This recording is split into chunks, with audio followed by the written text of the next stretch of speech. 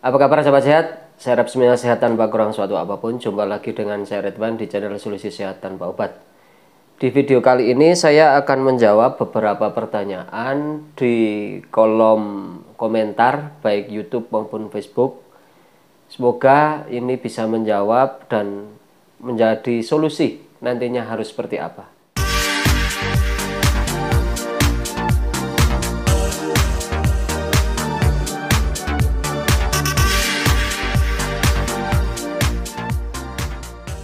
Sahabat, sebelum saya menjawab beberapa pertanyaan, sebelumnya saya mau mohon maaf karena saya jarang sekali upload video. Karena kesibukan saya tiap harinya dengan jumlah pasien yang sangat banyak, kadang sampai 30-40 orang, dan saya seorang diri tanpa asisten karena tidak ada satupun orang yang mau dipegang asisten. Itu pertama. Yang kedua, sengaja saya kurangi upload video agar jumlah orang yang minta tolong ke saya itu juga berkurang karena semakin hari saya berasa makin banyak dan saya butuh waktu untuk istirahatnya kurang. Oke, kemudian masalah pertanyaan dari beberapa yang dipertanyakan, ini sudah ada beberapa yang dirangkum. Pertanyaan yang sering muncul itu jari tangan kesemutan tidak hilang-hilang, bahkan kadang muncul ketika bangun tidur. Pertanyaan ini saya tidak bisa menjawab dengan penuh dalam artian kalau tidak lihat kondisi. Karena secara umum kesemutan itu ada beberapa faktor. Bisa dari saraf skiatika, dari sisi tensi yang tinggi, tensi yang rendah. Tensi yang tinggi biasanya ada sumbatan, tensi yang rendah itu karena suplai oksigen dan darah tidak lancar juga faktor kurang tidur, juga bisa karena saraf terjepit, bisa karena pergeseran di bagian cervical, yaitu cervical 5, 6, 7, karena biasanya orang yang, mohon maaf, cenderung tangan kesemutan, itu bagian tengkuk sini itu nonjol. Jadi kayak ada punuk ini. Sehingga bagian tangan akan gampang kesemutan karena di bagian situ adalah saraf yang menuju ke pundak dan tangan. Berikutnya, jari tangan kaku saat bangun tidur. Mohon maaf, ini hampir mirip. Tapi biasanya faktor jari kaku ini ada sumbatan yang mengarah ke tangan, itu bisa dari semua jalur meridian atau dari salah satunya. Makanya saya menjawabnya harus cek. Ada 6 jalur meridian di tangan. Cek semuanya dari semua bagian, baik dari pergelangan tangan ini bawah maupun atas, bahkan sampai ketiak.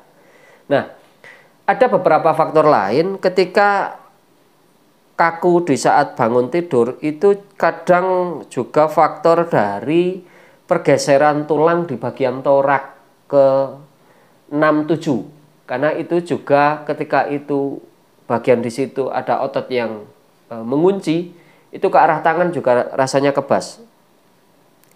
Berikutnya, akupressur untuk mengatasi dysmenorrhea ya, itu kram ketika menstruasi.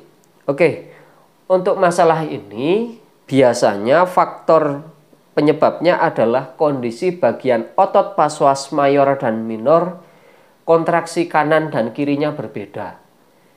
Sehingga ketika orang sedang menstruasi, di bagian otot di bawah perut yang berhubungan dengan lumbar 1-5 itu kontraksinya tidak sama, sehingga terjadinya kram.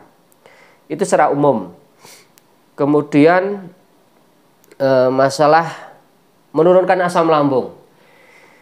Untuk masalah asam lambung sudah ada video cara mengatasi asam lambung. Namun asam lambung ini 90% hampir faktornya psikis, yaitu entah karena kekhawatiran, ketakutan, kecemasan, dan kemarahan itu menyebabkan asam lambung. Jadi bisa dari tekanan pikiran maupun tekanan hati. faktor utamanya psikis harus dalam kondisi tidak tertekan ya. Kemudian untuk masalah menurunkan asam lambungnya bisa diurai dulu dengan terapi akupressure yang ada di video saya sebelumnya. Bisa ditangani dengan makan buah apokat yang matang, dibelah, dikerok-kerok, dikasih madu secukupnya. Kemudian dimakan sebelum tidur sebelah, kemudian yang sebelah lagi dimakan bangun tidur. Insya Allah secara rutin makan buah apokat yang matang ini ditambah madu akan membaik, karena memang ada di bagian lambung ada yang luka, dan ini cenderung lebih aman ketimbang makan obat-obatan. Kemudian masalah yang lain, masalah mengatasi susah BAB. Susah BAB ini juga harus dilihat dari berbagai sudut pandang. Kalau yang umum terjadi di beberapa orang yang datang ke saya untuk minta di treatment, ada faktor dari saraf terjepit. Dari beberapa kasus, orang yang mengalami saraf terjepit itu susah BAB, ada yang sering kentut atau susah kentut, ada. Kenapa demikian? Karena saraf terjepit itu bantalan tulang itu dorong saraf. Nah, sedangkan otot yang bertemu dengan bertemu dengan tulang lumbar itu ada otot psoas mayor, otot psoas minor, kemudian otot QL ya di bagian tubuh belakang. Kalau yang psoas mayor dan minor ini di bawah perut. Nah, ketika mengalami permasalahan di situ, biasanya saraf di tulang belakang juga akan terganggu sehingga bagian perut sering sakit. Ada istilah kata-kata orang tua dulu, kalau sakit perut bisa ke pinggang, kalau sakit pinggang bisa ke perut, itu betul. Karena memang satu-satunya tulang di bagian belakang perut hanya tulang belakang itu lumbar 1 sampai 5. Dan di depan itu tidak ada, sehingga ketika perut ini mengalami pergeseran akan narik saraf tulang belakang juga sebaliknya. Makanya beberapa kasus orang yang mengalami permasalahan saraf di tulang belakang kadang sering kencing, susah BAB, ada yang susah kentut, perut terasa begah. Berikutnya, untuk penyebab tekanan darah rendah. Penyebab tekanan darah rendah ini juga macam-macam. Bisa dari kelelahan. Saya sendiri kalau lelah, tensi saya cenderung rendah. Bisa dari kurang tidur. Bisa dari terlalu tubuh konsumsi makanan penurun berat badan. Contoh kayak teh hijau itu juga menurunkan tekanan darah rendah.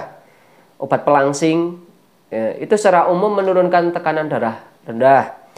Kemudian terjadinya diare, ya, disentri dan sebagainya. Kemudian juga secara umum itu kurang tidur. Itu juga tensinya rendah bisa tinggi. Itu juga menyebabkan. Nah, solusinya apa? Tergantung sebabnya yang mana. Berikutnya cara menurunkan kolesterol. Oke, untuk cara menurunkan kolesterol sebetulnya secara herbal obat itu banyak sekali. Di versi akupressure ya, di keilmuan saya sebetulnya itu adalah pembukaan aliran meridian sehingga aliran darah dan oksigennya nanti terbuka sehingga kolesterol akan lebih cepat mengalir secara umum. Yang terpenting sebetulnya untuk menurunkan kolesterol itu penyebab naiknya kolesterol yang perlu dihindari.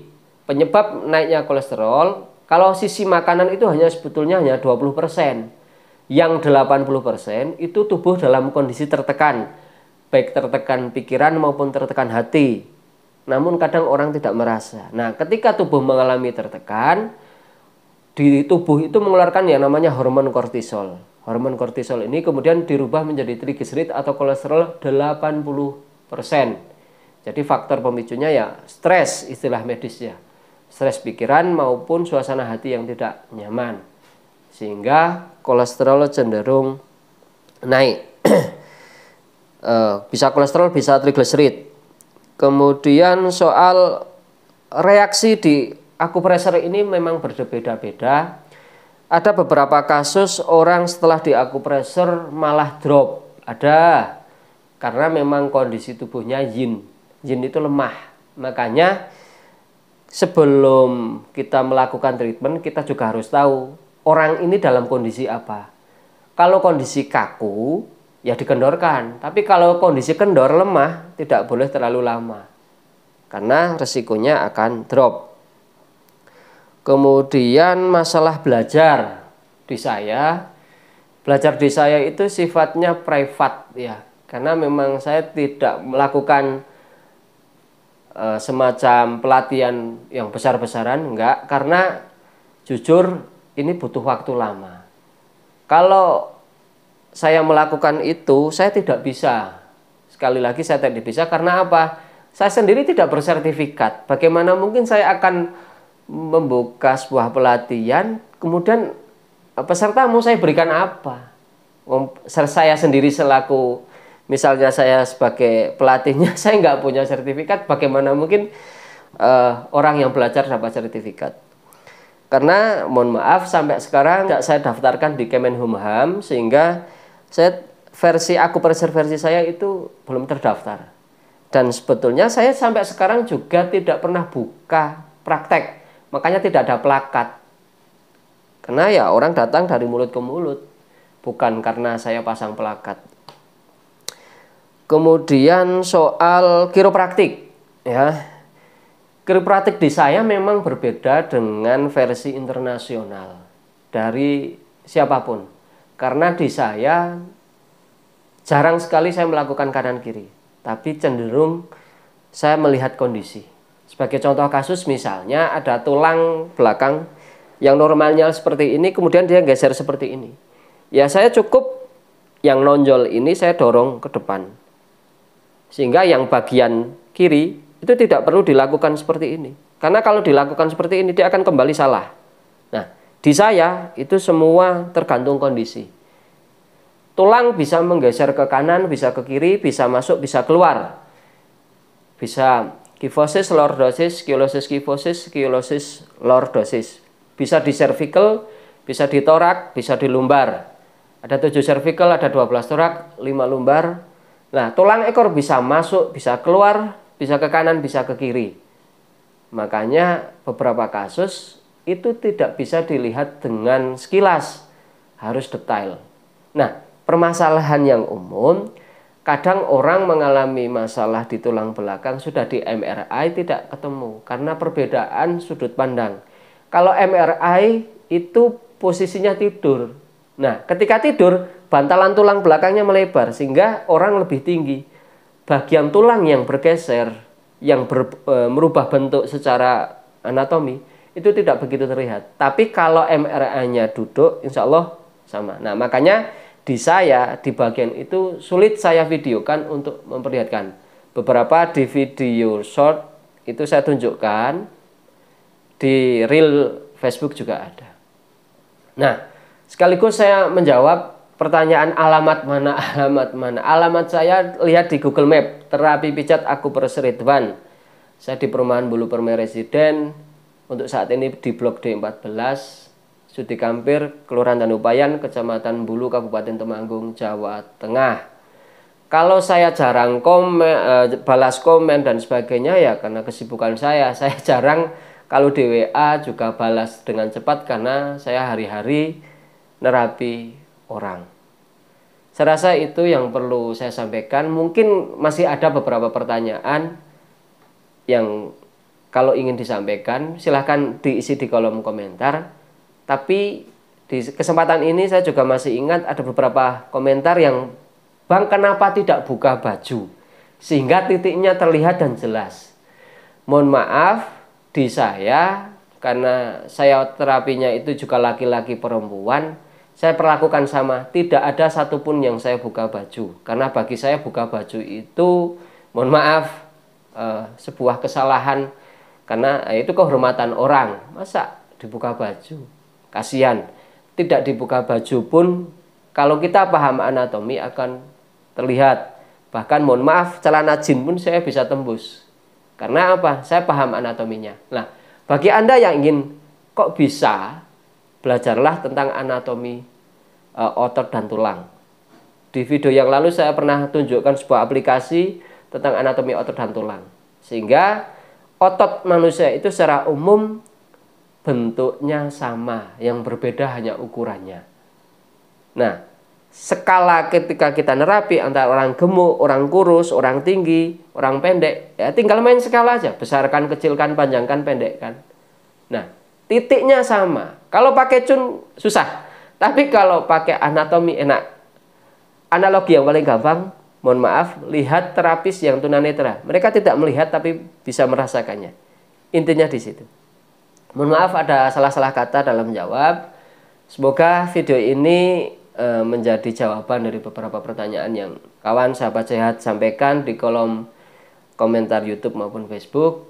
Selagi mohon maaf saya jarang upload video karena kesibukan saya. Semoga bermanfaat. Terima kasih.